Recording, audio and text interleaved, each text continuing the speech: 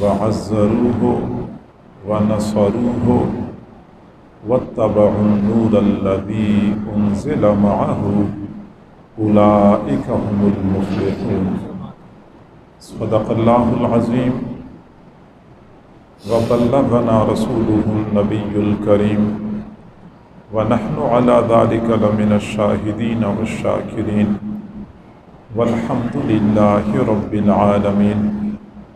اللهم صل على سيدنا محمد وعلى آل سيدنا محمد وبارك وسلم. اللہ رب العزت نے انسانیت کی ہدایت اور رہنمائی کے لیے انبیاء کرام کا سلسلہ جاری فرمایا، اور یہ سلسلہ تقریباً 1,24,000 انبیاء پر مشتمل تھا۔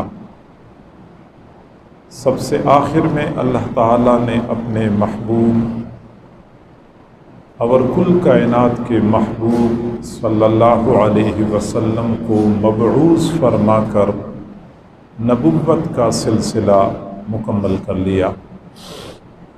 حضور صلی اللہ علیہ وسلم کو اللہ تعالیٰ نے جس معاشرے کی اصلاح کے لیے مبعوث فرمایا تھا وہ دنیا کا پست ترین معاشرہ تھا۔ کوئی خرابی ایسی نہیں ہے جو اس معاشرے میں موجود نہیں تھی۔ امن و امان کی حالت ناگفتگو تھی، اخلاقی قدریں پامال ہو رہی تھیں، معاشی ابتری انتہا کو پہنچ چکی تھی، معاشرتی اعتبار سے وہ معاشرہ پستی کی انتہا تک پہنچ چکا تھا۔ حالت یہ تھی کہ سنگ دل باپ اپنی نوزائیدہ بیٹی کو زندہ درگور کیا کرتا تھا اور اس پر فخر کرتا تھا۔ شراب نوشی اتنی عام تھی، بچہ پیدا ہوتا تھا تو حلق میں سب سے پہلا قطرہ شراب کا ٹپکایا کرتے تھے۔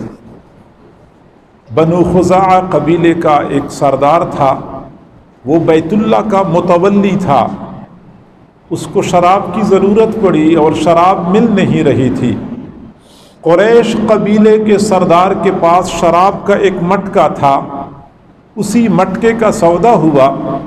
چنانچہ سودا اس بات پہ طے پایا کہ قریش قبیلے کا سردار شراب کا مٹکا دے گا اور بنو خزاعہ قبیلے کا سردار بیت اللہ کی چابی اس کے حوالے کرے گا۔ گویا کہ انہوں نے ایک مٹکا شراب کے بدلے بیت اللہ کو بیچ دیا تھا۔ امن و امان کی حالت یہ تھی کہ چھوٹی چھوٹی باتوں کو بنیاد بنا کے آپس میں لڑنا جھگڑنا شروع کر دیتے تھے۔ نہ کسی کی جان محفوظ تھی، نہ مال محفوظ تھا، نہ عزت محفوظ تھی۔ مکہ مکرمہ کے قریب ایک بازار لگتا تھا، موسمی بازار ہوتا تھا، اس میں لوگ خرید و فروخت کرتے تھے۔ اس بازار میں ایک آدمی زمین پر بیٹھ گیا اور اپنی ٹانگ ایسے پھیلا دی اور کہنے لگا، ہے کوئی ایسا آدمی جو اس ٹانگ کو موڑ سکے؟ تو اگلے آدمی کو غصہ آیا کہ یہ ہمیں چیلنج کرتا ہے، تو اس کے ہاتھ میں کلہاڑا تھا، ایک زوردار وار کر لیا، ٹانگ کو موڑ تو نہ سکا، البتہ اس کے 2 ٹکڑے کر دیے۔ پھر اس بندے کے خاندان کے لوگ آئے، اس کو قتل کر دیا، اس کے خاندان کے لوگ آئے، ان کو قتل کر دیا۔ 100 سال سے زیادہ عرصے تک کے لیے وہ لڑائی چلتی رہی، بلا مبالغہ سینکڑوں لوگ اس میں قتل ہوئے، اتنی سی بات پر کہ ہے کوئی ایسا آدمی جو اس ٹانگ کو موڑ سکے۔ معاشی بدحالی اتنی تھی کہ یہ درختوں کے پتے کھانا، گھاس کے تنکے کھانا، مردار کھانا، جانوروں کا چمڑا چبانا اور اس سے گزارا کرنا، یہ تو روزمرہ کا معاملہ ہوا کرتا تھا۔ خود حضور صلی اللہ علیہ وسلم کے اپنے گھر میں پورا مہینہ چولہا نہیں جلتا تھا، 3 دن اس حال میں گزر جاتے تھے کہ آپ کے حلق مبارک سے روٹی کا ایک لقمہ بھی نیچے نہیں جاتا تھا۔ بے حیائی و فحاشی، آپ لوگ سوچتے ہوں گے کہ اب بے حیائی بہت بڑھ چکی ہے، یقیناً اب بھی بے حیائی نے آخری حدیں پار کر دی ہیں، لیکن جب بندہ اس معاشرے کے حالات کو پڑھتا ہے حیران رہ جاتا ہے۔ بخاری شریف کی روایت ہے کہ اس معاشرے میں جو بدکار عورتیں ہوتی تھی وہ اپنے گھر پہ جھنڈا لگایا کرتی تھی، یہ جھنڈا اس بات کی نشانی ہوتی تھی کہ جو بندہ آنا چاہتا ہے تو وہ آ سکتا ہے، یعنی اتنا کھلم کھلا یہ سلسلہ چل رہا ہوتا تھا۔ ان حالات میں اللہ تعالیٰ نے اپنے محبوب صلی اللہ علیہ وسلم کو مبعوث فرمایا کہ اس معاشرے کی اصلاح اور برتری اور بہتری کے لیے خدمات سر انجام دینی ہے۔ پھر حضور صلی اللہ علیہ وسلم کو اللہ رب العزت نے جو صلاحیتیں عطا فرمائی تھیں اور آپ نے وہ صلاحیتیں استعمال کر لیں اور چند سال کی مختصر مدت میں اس معاشرے کو ایسا بدل کے رکھ دیا کہ آج تک اس معاشرے کی نظیر انسانی تاریخ میں نہیں ملی ہے۔ وہ جو رہزن تھے وہ رہبر بن گئے، جو ڈاکو تھے وہ محدث بن گئے، جو قاتل تھے وہ زاہد اور عابد بن گئے، جو دوسروں کی خون کے پیاسے تھے وہ دوسروں پر اپنی جان نچھاور کرنے والے بن گئے۔ امن و امان کی حالت ایسی بہتر ہو گئی کہ بندہ حیران رہ جاتا ہے۔ معاشی خوشحالی اتنی ہو گئی کہ آج تک کوئی معاشرہ معاشی اعتبار سے اتنا خوشحال نہیں ہوا ہے۔ حضرت عدی بن حاتم رضی اللہ تعالیٰ عنہ فرماتے ہیں کہ میں حضور صلی اللہ علیہ وسلم کی خدمت میں موجود تھا تو ایک آدمی آیا اور اس آدمی نے کہا کہ اللہ کے نبی، گھر میں مالی مشکلات ہیں، کھانے کو کچھ نہیں مل رہا، بڑی پریشانی ہے۔ تو حضور صلی اللہ علیہ وسلم نے میری طرف دیکھ کے فرمایا کہ عدی، اگر آپ کی زندگی لمبی رہی تو آپ وہ وقت دیکھ لیں گے کہ ایک آدمی گھر سے نکلے گا، اس کے ہاتھ میں سونا ہوگا اور وہ برسر بازار آوازیں لگا رہا ہوگا کہ بھائیو یہ میرے پاس زکوٰۃ کا سونا ہے، تم میں سے کوئی زکوٰۃ کا مستحق ہے؟ اس کو زکوٰۃ کا مستحق نہیں ملے گا کہ اس کو زکوٰۃ کی رقم دے دے۔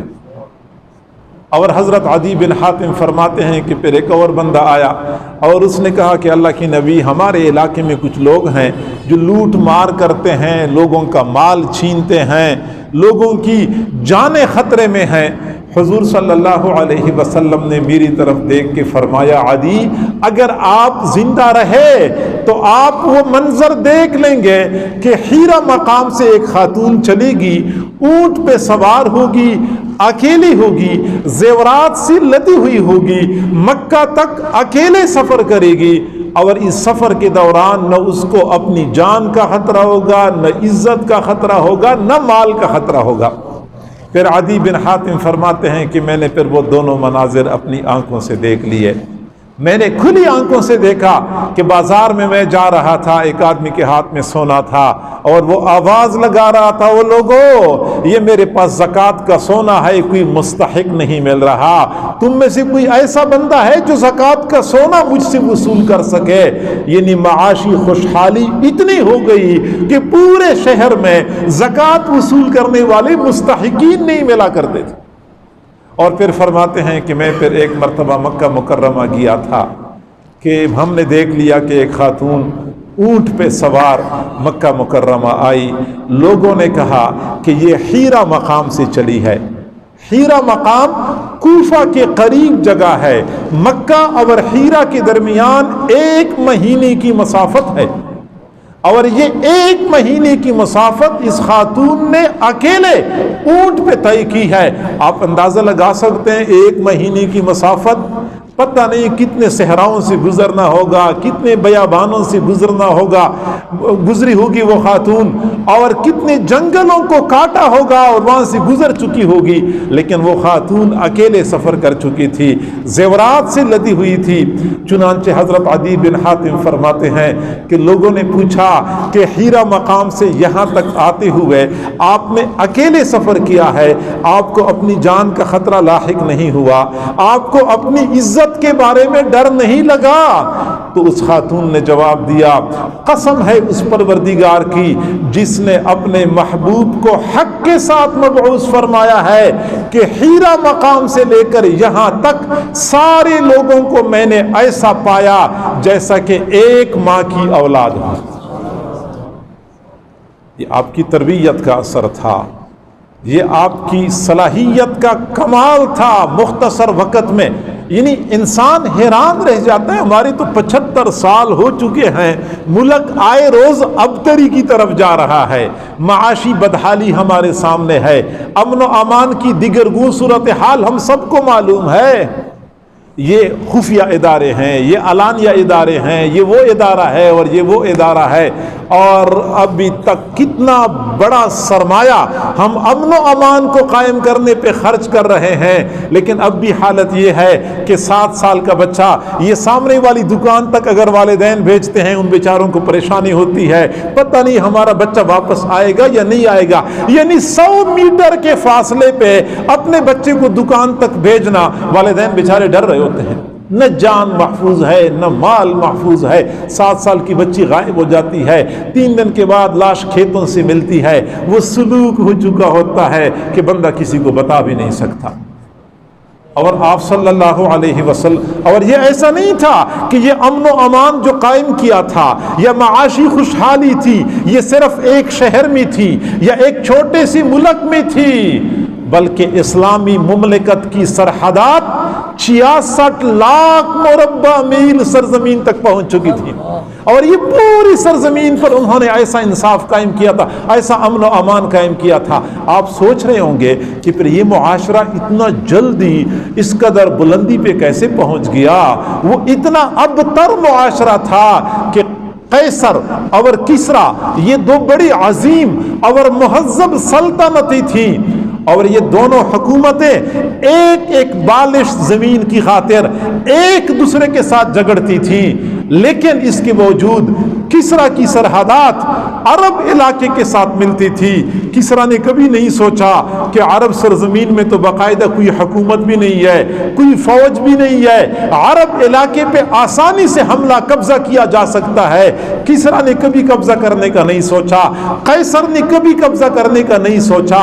اس کی وجہ یہ تھی کہ اس وقت عرب معاشرہ اس قدر پستی کا شکار تھا کہ کوئی حکمران اس معاشرے پر حکومت کرنا بھی گوارا نہیں کرتا تھا۔ پھر وہ معاشرہ بن گیا، پھر وہ سدھر گیا، ان کو عزتیں ملی، عظمتیں ملی، اقوام عالم کے سامنے وہ عروج مل گیا، وہ عظمتیں مل گئیں کہ دنیا کے حکمران اپنے محلات کے اندر بیٹھ کے مسلمانوں کا تصور کر کے کانپ جایا کرتے تھے۔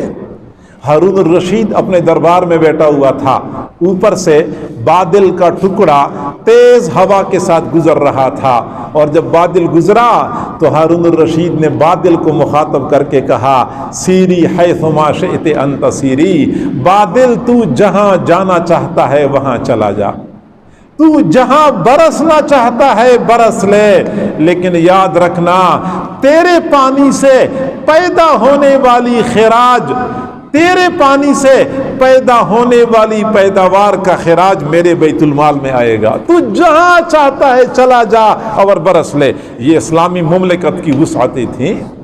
تو میرے بھائیو، سوال یہ پیدا ہوتا ہے کہ وہ گرا ہوا معاشرہ اتنا بلندی پہ کیسے پہنچ گیا، جہاں پہ نہ امن و امان تھا، نہ معاشی خوشحالی تھی، نہ اقوام عالم کے سامنے ان کی کوئی وقعت تھی۔ تو قرآن عظیم الشان نے اس حقیقت سے پردہ ہٹایا ہے۔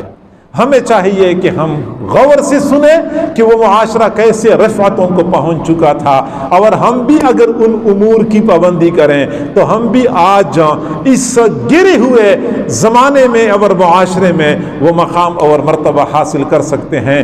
چنانچہ اللہ رب العزت نے قرآن پاک میں ارشاد فرمایا فالذین آمنوا بہ فالذین آمنوا بہ وعزروہ ونصروہ واتبعوا النور الذی انزل معہ اولئک هم المفلحون۔ صحابہ نے 4 کام کیے تھے، 4 کاموں کی وجہ سے اللہ نے ان کو یہ مقام اور مرتبہ عطا کیا، اور ان 4 کاموں کا مرکز اور محور رسول اللہ صلی اللہ علیہ وسلم کی ذات تھی۔ گویا کہ حضرات صحابہ کرام نے رسول اللہ کے ساتھ جو معاملہ کیا تھا وہ 4 امور پر مبنی تھا، اور رسول اللہ کے ساتھ اس معاملے کی بنا پہ ان کو اللہ نے یہ برتری عطا فرمائی۔ چنانچہ پہلی بات فرمایا فالذین، پس وہ لوگ آمنوا بہ جو رسول اللہ پر ایمان لائے، وعزروہ انہوں نے رسول اللہ کی تعظیم کر لی، ونصروہ رسول اللہ کی مدد کر لی، واتبعوا النور الذی انزل معہ اور وہ نور جو رسول اللہ پہ اتر چکا تھا جو قرآن عظیم الشان ہے، انہوں نے اس نور کی اتباع کر لی، اولئک هم المفلحون۔ نتیجہ یہ نکلا کہ ان کو فلاح اور کامیابیاں مل گئی۔ یہ 4 کام کیے تھے۔ پہلا کام آمنوا بہ، وہ لوگ ایمان لائے تھے۔ ان کا کیسے ایمان تھا؟ ایمان تو ہم بھی لائے ہیں، ہم بھی کلمہ پڑھتے ہیں، ہم بھی اچھل کود کرتے ہیں ربیع الاول کے مہینے میں کہ ہم مومن ہیں، ہم عاشق رسول ہیں۔ میرے بھائیو، ہماری ایمان صحابہ کرام کے ایمان میں زمین اور آسمان کا فرق، زمین و آسمان کا فرق۔ ہمارا ایمان فقط ایمان کی صورت ہے، اور ان کا ایمان ایمان کی حقیقت ہے۔ بھائی یہاں پہ آپ دیوار کے اوپر شیر کی تصویر بنائیں اور پھر ساتھ سائڈ پہ ایک اور اصلی شیر کھڑا کر دیں، پھر دیکھ لینا کہ دونوں میں تاثیر کس کی زیادہ ہے۔ اس تصویر کی بھی کوئی تاثیر ہوتی ہے، ہاں اصل شیر جو ہوتا ہے اس کی تاثیر ہوا کرتی ہے، اس کا روب ہوتا ہے، اس کا دبدبہ ہوتا ہے، لوگوں پر اس کی ہیبت طاری ہوتی ہے۔ تصویر دیکھ کے کوئی بندہ کوئی اثر قبول نہیں کرتا۔ ہمارا ایمان ایمان کی ایک صورت ہے، ایمان کی حقیقت نہیں ہے۔ صحابہ کرام کا ایمان کیسے تھا؟ اللہ تعالیٰ نے صحابہ کی ایمان کو لوگوں کے لیے معیار کے طور پہ پیش کیا ہے۔ تمہارا ایمان کب معتبر ہوگا؟ آمینو کما آمن الناس، نہیں ایسا ایمان نہیں، ایسا ایمان لاؤ جیسا کہ یہ لوگ ایمان لائے ہیں، یہ حضور کے صحابہ جیسے ایمان لائے تھے، ایسے ایمان لانا ہوگا، تب کہیں جا کے یہ ایمان معتبر ہوگا۔ اور یہ جو ہم ایمان لائے ہیں، ہمیں تو اللہ نے فرمایا یا ایھا الذین آمنوا، اے ایمان والو، آمنوا باللہ ورسولہ، اللہ پر ایمان لے آؤ، رسول پر ایمان لے آؤ۔ سوال پیدا ہوتا ہے، ایک طرف تو اللہ نے فرمایا اے ایمان والو، پھر فرماتے ہیں اللہ پر ایمان لے آؤ۔ جب ہم ایمان والے ہیں تو پھر ہمیں کیوں کہا جاتا ہے کہ ایمان لے آؤ؟ سمجھانا مقصود ہے کہ ہاں تم ایمان والے ہو، لیکن یہ ظاہری صورت ہے، یہ ایمان کی حقیقت نہیں ہے۔ اللہ اور رسول پر ایمان لے آؤ یعنی حقیقی ایمان اپنا لو، حقیقی ایمان اختیار کر لو۔ حضرات صحابہ کرام کی ایمان کی طرح ایمان لے آؤ۔ صحابہ کرام کا ایمان غیر متزلزل ایمان تھا۔ حضرت بلال کے حالات پڑھ لیں، حضرت سمیہ کے حالات پڑھیں، حضرت خباب، حضرت عمار اور یاسر کے حالات پڑھیں، ایمان کیسے تھا۔ غزوہ تبوک کا منظر دیکھ لیں، غزوہ حنین کا منظر دیکھ لیں، پتہ چلے گا کہ ان لوگوں کا ایمان کیسے تھا۔ ہمارا ایمان تو اتنا کمزور ہے کہ صبح کے وقت اذان کی آوازیں ہمارے کانوں میں پہنچ رہی ہوتی ہیں، لیکن ہمارا ایمان ہمیں بستر سے اٹھا کے مسجد پہ نہیں پہنچا سکتا۔ ظہر کے وقت، عصر کے وقت اذان کی آوازیں ہمارے کانوں میں پہنچ رہی ہوتی ہیں، ہم دکان میں ہوتے ہیں، ہمارا ایمان ہمیں دکان سے اٹھا کے مسجد میں نہیں پہنچا سکتا۔ اتنا کمزور کمزور ایمان یقیناً کوئی وقعت نہیں رکھتا. ایمان ایسا ہونا چاہیے. حضرات صحابہ کرام کا ایمان سبحان اللہ. غزوہ تبوک کا موقع تھا. غزوہ تبوک کا موقع کھجوروں کی فصل پک کے تیار ہو چکی تھی. آپ کو پتہ ہونا چاہیے کہ اہل مدینہ کا پورے سال کی معیشت کا دار و مدار کھجور کے پھل پر ہوا کرتا تھا کہ یہ کھجور کے پھل لے لیتے تھے, خشک کر کے اپنے لیے رکھتے تھے, کچھ بیچتے تھے, پورے سال کا گزر بسر اسی پر کیا کرتے تھے. اور آپ کو یہ بھی پتہ ہے کہ کھجور کا پھل جب پک جاتا ہے تو 2-3 دن کی تاخیر بھی برداشت نہیں ہوتی. اور حضرات صحابہ کرام کھجور کا پھل پک چکا تھا, گرمی بہت شدید ہو چکی تھی, اور حضور نے واضح طور پہ فرمایا کہ سب نے جانا ہے, 1 مہینہ کی مسافت پہ دور ہم نے تبوک مقام پہ جانا ہے. اب عقل تو یہ کہتی ہے کہ تھوڑا سا تو قدم ڈگمگا جائیں, کیونکہ کھجور کی فصل پر ان لوگوں کی پورے سال کی معیشت کا دار و مدار تھا. لیکن کیا ایمان تھا, کیا پختگی اور وثوق تھا. ایک بھی مخلص بندہ ایسا نہیں تھا کہ کھجور کی وجہ سے, معیشت کی وجہ سے وہ تبوک سے پیچھے رہ گیا ہو. صرف 3 صحابہ کرام جو پیچھے رہ گئے تھے, اس کی وجہ یہ نہیں تھی کہ وہ لوگ اپنے معاش کی وجہ سے, کام کاروبار یا باغات کی وجہ سے رہ گئے تھے, اس کی کوئی اور وجہ تھی. بہرحال ان حضرات کا ایمان تھا, ان کا ایسا ایمان تھا. حضرت حنظلہ رضی اللہ تعالیٰ عنہ شادی ہو چکی تھی, گھر والوں کے ساتھ رات گزاری, اور صبح پتہ چلا کہ حضور صلی اللہ علیہ وسلم تو احد کی طرف روانہ ہو چکے ہیں. باغے حضور کے پیچھے پہنچ گئے. یہ نہیں سوچا کہ ابھی تو آج تو میری پہلی رات تھی گھر والوں کے ساتھ, میری شادی ابھی ہو چکی ہے. کوئی چیز صحابہ کرام کے لیے پاؤں کی زنجیر نہیں بن سکتی تھی. ایسا مضبوط ایمان تھا, غیر متزلزل ایمان. ایسا ایمان چاہیے. فالذین آمنوا بہ وعزروہ, صحابہ کرام نے رسول اللہ صلی اللہ علیہ وسلم کی تعظیم کی. کیسی تعظیم کرتے تھے. حضرت عروہ بن مسعود ثقفی رضی اللہ تعالیٰ عنہ ابھی مسلمان نہیں ہو چکے تھے. مشرکین مکہ کی جانب سے نمائندہ بن کر حضور صلی اللہ علیہ وسلم کے پاس مذاکرات کرنے کے لیے آئے تھے. ابھی مسلمان نہیں تھے, لیکن بہت سمجھدار آدمی تھے, جہان دیدہ آدمی تھے. چنانچہ وہ جب آئے, ایک طرف حضور صلی اللہ علیہ وسلم کے ساتھ مذاکرات کر رہے تھے, دوسری جانب حضرات صحابہ کرام کا بغور جائزہ لے رہے تھے کہ یہ صحابہ کرام اپنے پیغمبر صلی اللہ علیہ وسلم کے ساتھ کس طرح معاملہ کرتے ہیں. چنانچہ سارے حالات کا جائزہ لیا. مذاکرات تو کامیاب نہ ہوئے, واپس چلے گئے.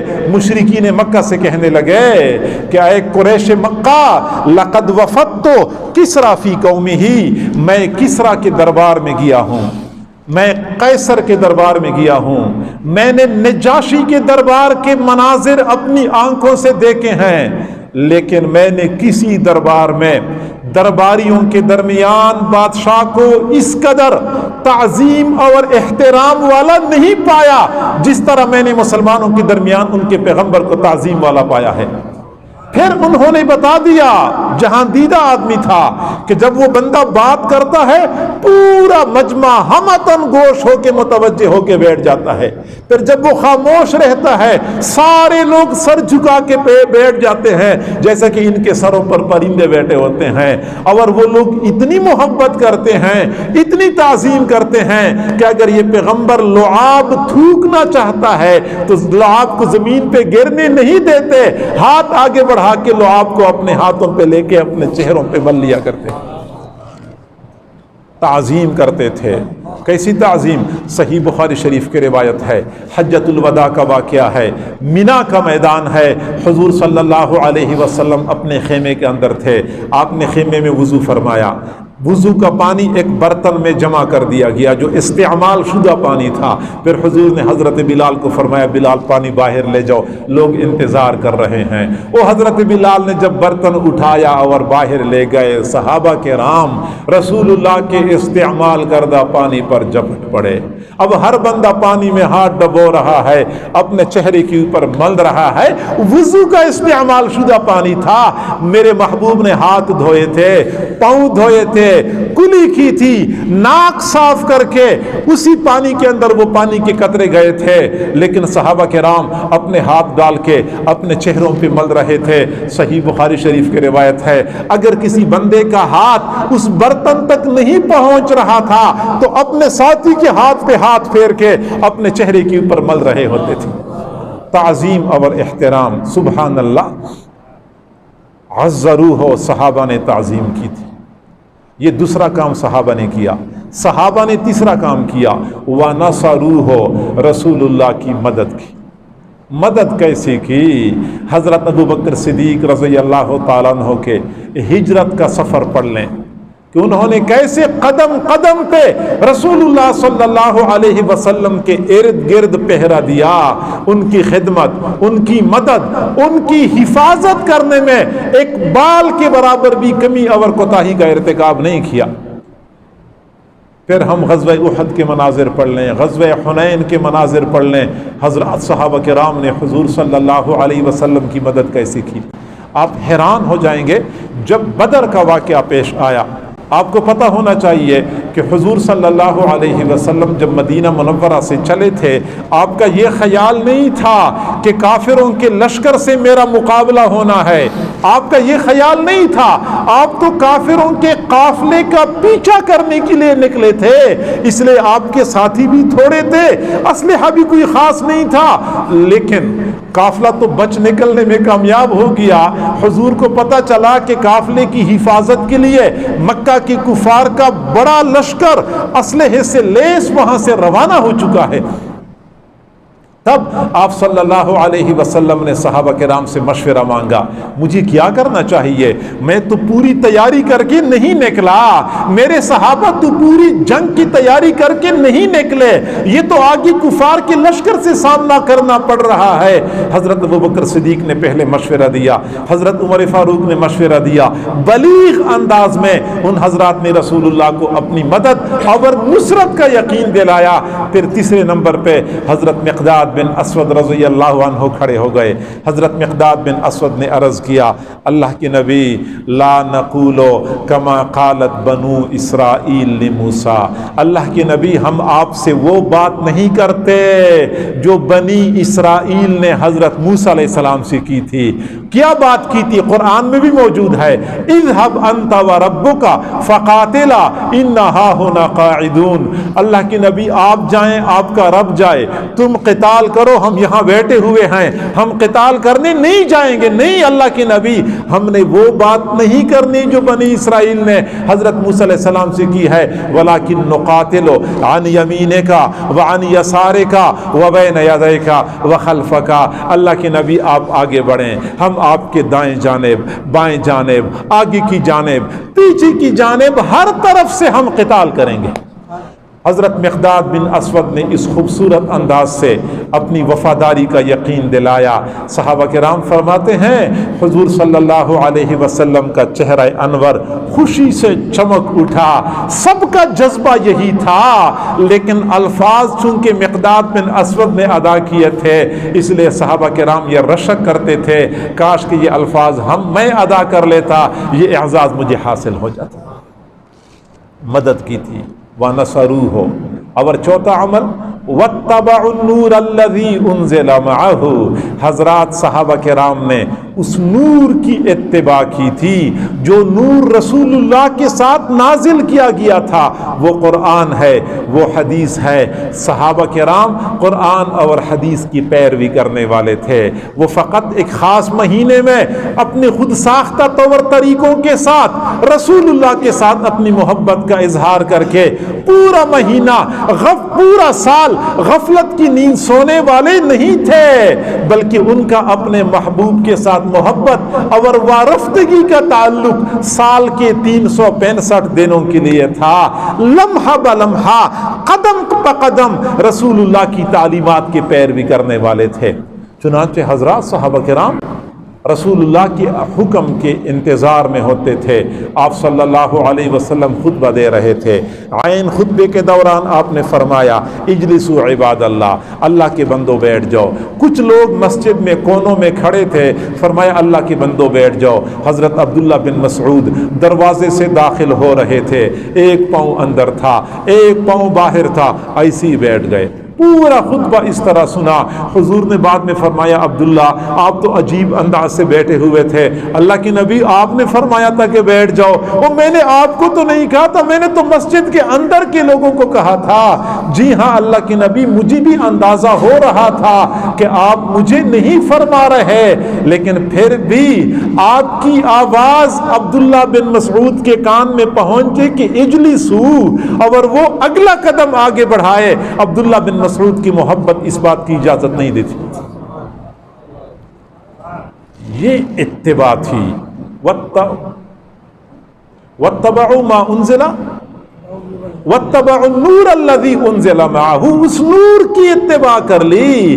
رسول اللہ صلی اللہ علیہ وسلم کے ایک ایک حکم پہ مرنے مٹنے والے، قرآن عظیم الشان کے ایک ایک حکم پہ اپنا سب کچھ قربان کرنے والے یہ حضرات صحابہ کرام تھے۔ قرآن پاک میں اللہ رب العزت نے فرمایا لن تنالوا البر حتى تنفقوا مما تحبون، اور جو آپ کی سب سے زیادہ محبوب چیز ہے جب تک اس کو خرچ نہیں کرو گے تم نیکی کے اعلیٰ درجے کو نہیں پہنچ سکتے۔ وہ حضرت ابو طلحہ رضی اللہ عنہ حضور صلی اللہ علیہ وسلم کی خدمت میں بھاگے بھاگے پہنچ گئے۔ اللہ کی نبی، اللہ نے ہم سے یہ مطالبہ کیا ہے؟ ہاں یہ مطالبہ کیا ہے۔ اچھا میرا سب سے زیادہ پسندیدہ سرمایہ میرا وہ بیرحا باغ ہے۔ اللہ کے نبی آپ اس بات پہ گواہ رہیں کہ میں نے اللہ کی رضا کے لیے وقف کر دیا ہے۔ وہ قرآن کا حکم سامنے آیا، قرآن کا حکم سامنے آتا تھا، رسول اللہ کا حکم سامنے آتا تھا، سب کچھ نچاور کرنے کے لیے تیار تھے۔ تو یہ 4 کام صحابہ کرام نے کیے تھے۔ یہ اصل حقیقی محبت ہے، یہ فقط دھوکہ دہی نہیں ہے، یہ صرف دعویٰ نہیں ہے۔ یہ 4 کام جس بندے نے کر لی ہے وہ حقیقی عاشق کہلایا جاتا ہے۔ حضرات صحابہ کرام نے یہ 4 کام کیے، ان کو کامیابی ملی، ان کو رفعتیں ملی، اور یہی آیت آج ہمیں متوجہ کر رہی ہے کہ رسول اللہ کے حوالے سے تم نے یہ 4 کام کرنے ہیں۔ یہ 4 کام کرو، بے شک جھنڈیاں نہ لگاؤ، بے شک لائٹنگ نہ کرو، بے شک ریلی نہ نکالو، بے شک جلوس میں نہ جاؤ، لیکن 4 کام کر لو۔ قرآن نے ہمیں ان 4 کاموں کی تعلیم دی ہے۔ پورے قرآن میں الحمد سے لے کے والناس تک، پورے صحاحی ستہ میں، صحاحی ستہ میں نہیں، ذخیرہ احادیث جتنی بھی ہیں سب کے سب کو چھان لیں، آپ کو کہیں بھی لائٹنگ کا تذکرہ نہیں ملے گا، آپ کو کہیں بھی جھنڈیوں کا تذکرہ نہیں ملے گا۔ البتہ قرآن عظیم الشان نے ہمیں 4 اصول بتائے ہیں، یہ 4 اصول کی تکمیل کر لو۔ آمنو بہی، ایمان لے آؤ۔ ایمان ظاہری صورت نہیں، حقیقی ایمان، وہ ایمان جب دکان پہ گھاکوں کا رش لگا ہوا ہو اور مسجد سے اللہ اکبر کی آواز آئے تو بس وہ ایمان آپ کو مجبور اور بے قرار کر دے، اور آپ فوراً گھاکوں سے کہہ دے بھائی نماز کا وقت ہو گیا، نماز کے بعد پھر آئیں گے، اور اسی وقت آپ شٹر نیچے کر کے دکان کو بند کر دیں۔ ایسا ایمان چاہیے، ایسا ایمان چاہیے کہ برادری والے آپ کو کسی رسم اور رواج پر مجبور کریں، شادی غمی میں کسی ہندوانہ طریقے پر مجبور کریں، اور آپ پوری برادری کے سامنے ڈٹ جائیں کہ نہیں یہ میرے نبی کی تعلیمات کے خلاف ہے۔ ایسا ایمان چاہیے، ایسا ایمان لے آئیں۔ دوسرا یہ وَعَزَّرُوهُ، یہ لفظ ہم سے مطالبہ کرتا ہے تم بھی رسول اللہ کی تعظیم کرو، تم بھی رسول اللہ کی تعظیم کرو۔ یا اللہ رسول اللہ تو ہمارے درمیان اس وقت موجود نہیں ہے، ہمارا بہت دل چاہتا ہے کہ رسول اللہ اسی طرح لعاب مبارک تھوکیں اور ہم اپنے ہاتھ آگے کر کے اپنا رسول اللہ کا لعاب اپنے چہرے پہ مل لیں۔ ہمارا بہت دل چاہتا ہے کہ حضور صلی اللہ علیہ وسلم جس برتن میں اپنے ہاتھ دھوئیں دھوئیں، اپنے پاؤں دھوئیں اور ہم وہی پانی نوش کر کے اپنے جسم کا عضو جز بنا دیں۔ دل بہت چاہتا ہے لیکن وہ زمانہ تو گزر گیا، وہ سعادت تو ہمیں حاصل نہیں ہو سکی، اب ہم رسول اللہ کی تعظیم کیسے کر سکتے ہیں؟ جی ہاں، رسول اللہ دنیا میں موجود نہیں ہے لیکن رسول اللہ کے کچھ معاصر دنیا میں موجود ہیں۔ رسول اللہ سے نسبت رکھنے والا مدینہ موجود ہے، اس مدینہ کی تعظیم کریں۔ رسول اللہ سے نسبت رکھنے والے آپ کے اہل بیت موجود ہیں، اہل بیت کی تعظیم کریں۔ رسول اللہ سے نسبت رکھنے والے قرآن اور حدیث موجود ہیں، ہم اس کی تعظیم کریں۔ رسول اللہ سے نسبت رکھنے والے رسول اللہ کے سچے جانشین منبر اور محراب کے وارث موجود ہیں، ہم ان کی تعظیم کریں۔ ہم ان کی تعظیم کریں گے، یہ ایسا ہوگا جیسا کہ رسول اللہ کی تعظیم کی ہم نے۔ تعظیم، مدینہ کی تعظیم، کوئی پڑھ لے میرے اکابر کے حالات کیسے وہ تعظیم کرتے تھے۔ حضرت نانوتوی رحمت اللہ علیہ مدینہ مکہ مکرمہ سے مدینہ منورہ کی طرف جا رہے تھے، اونٹ پہ سوار تھے، دور سے مدینہ کی آبادی نظر آئی، فوراً اونٹ سے نیچے اترے، جوتے اتارے، ننگے پیر چلنا شروع کر دیا۔ ساتھیوں نے کہا حضرت ابھی تو کافی سارا فاصلہ باقی ہے، سامنے کانٹے دار جھاڑیاں ہیں، نوکیلے پتھر ہیں، آپ کے پاؤں زخمی ہو جائیں گے۔ حضرت نانوتوی رحمت اللہ علیہ نے فرمایا بیٹا یہ نوکیلے پتھر مجھے بھی نظر آ رہے ہیں، کانٹے دار جھاڑیاں میرے سامنے بھی ہیں، لیکن میری محبت مجھے اجازت نہیں دیتی کہ اس پاؤں کو اس سرزمین کو جوتی تلے رون ڈالوں جس سرزمین پر میرے محبوب کے قدم لگ چکے ہیں۔ جی ہاں، مدینہ سے محبت، تعظیم، رسول اللہ سے جس چیز کی نسبت اس چیز کی تعظیم۔ حضرت مولانا رشید احمد گنگوئی رحمت اللہ علیہ کے پاس کوئی بندہ ایک کھجور لے کے آیا، اس زمانے میں مدینہ کی کھجوریں اس طرح تو دستیاب نہیں ہوتی تھیں، تو ایک کھجور لے کے آیا۔ حضرت گنگوئی رحمت اللہ علیہ نے وہ چوری منگوائی، چوری سے پھر کھجور کے ٹکڑے کر دیے، 20-25 ٹکڑے کر دیے چھوٹے چھوٹے، جتنے شرکا تھے سب شرکا کو چھوٹا چھوٹا ٹکڑا دے دیا۔ ایک ساتھی نے کہا حضرت اتنے چھوٹے چھوٹے ٹکڑے اتنے جلال میں آئے، مدینہ کی کھجور جس کو مدینہ کی ہوا لگ چکی ہو، آپ نے اس طرح کم تعظیم کا مظاہرہ کیوں کر دیا؟ یہ وہ حضرات تھے جو حضور کے ساتھ نسبت رکھنے والے۔ ہم عام طور پہ یہ کرتے ہیں کہ مدینہ کی کھجور کھا لیتے ہیں، گٹلی پھینک دیتے ہیں۔ حضرت گنگوئی رحمت اللہ علیہ کے ہاں یہ نہیں ہوتا تھا، گٹلی پھینکنے کا تصور نہیں ہوتا تھا، باقاعدہ پیس کے پانی میں ملا کے خود پیا کرتے تھے یا کھانے میں ملا کے کھایا کرتے تھے۔ مدینہ کی کھجور کی گٹلیاں بھی نہیں پھینکا کرتے تھے۔ مسجد کے صحن میں بیٹھ کے شاگردوں کو حدیث پڑھا رہے تھے، اچانک بارش شروع ہو گئی، شاگردوں نے کتابیں بچانے کے لیے مسجد کے ہال کی طرف دوڑنا شروع کر دیا۔ حضرت گنگوہی رحمت اللہ علیہ نے دیکھا باہر شاگردوں کی جوتیاں گیلی ہو رہی ہیں، فوراً آگے بڑھے، اپنا رومال بچھایا، شاگردوں کی جوتیاں رومال میں ڈال دیں، گٹڑی بنا کے سر پہ رکھ کے مسجد کے ہال کی طرف لانے لگے۔ شاگردوں کی چیخیں نکل گئیں، حضرت آپ ہمیں اتنا گناہگار تو نہ کریں، ہماری جوتیاں تو سر پہ نہ اٹھائیں۔ حضرت گنگوہی رحمت اللہ علیہ نے فرمایا تم میرے محبوب کی حدیثیں پڑھتے ہو، رشید احمد گنگوہی تمہاری جوتیاں سر پہ نہ اٹھائے تو اور کیا کرے؟ رسول اللہ کی حدیثیں پڑھنے والے طلباء کے لیے دل میں اتنا مقام اور مرتبہ تھا۔ حضرات علماء کرام کی تعظیم کریں، یہ رسول اللہ کے وارث ہیں، یہ رسول اللہ کے جانشین ہیں۔ مدارس میں طلباء کی خدمت کریں کیونکہ یہ طلباء رسول اللہ صلی اللہ علیہ وسلم کے مہمان ہیں۔ رسول اللہ کی تعظیم یہ دوسرا فریضہ ہے۔ وَنَصَرُوهُ، رسول اللہ کی مدد، صحابہ کرام نے مدد کی تھی، ہمیں بھی مدد مدد کرنی چاہیے۔ ہم کیسے مدد کر سکتے ہیں؟ اللہ، دل کی حسرت یہی ہے، کاش کہ احد کے میدان میں بھی موجود ہوتا۔ اللہ پھر تو دیکھ لیتا کہ میں اپنے محبوب صلی اللہ علیہ وسلم کی خاطر اپنی جان کا نذرانہ کیسے پیش کرتا ہوں، لیکن میں محروم ہوں، میں وہ سعادت نہیں پا سکا۔ اللہ، میں اپنے محبوب کی مدد کیسے کر سکتا ہوں؟ وہ تو اس وقت ہمارے درمیان موجود نہیں ہے۔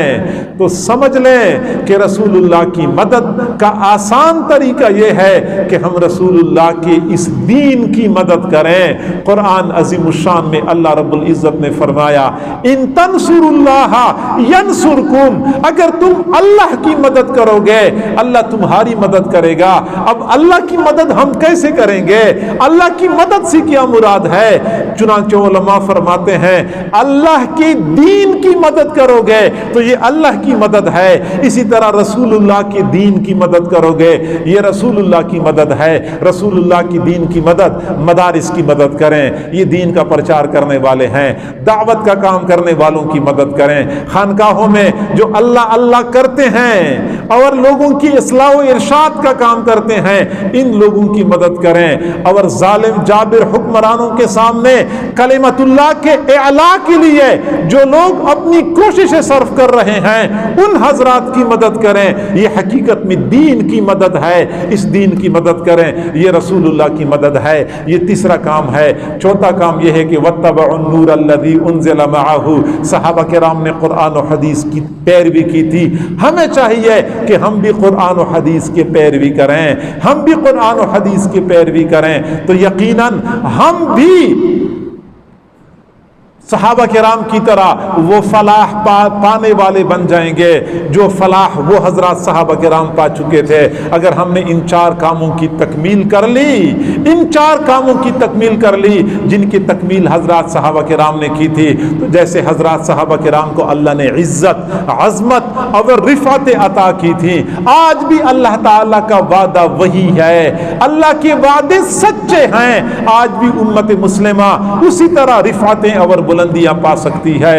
اللہ تعالی ہم سب کو سمجھنے اور عمل کرنے کی توفیق عطا فرمائے۔ وآخر دعوانا ان الحمد للہ رب العالمین۔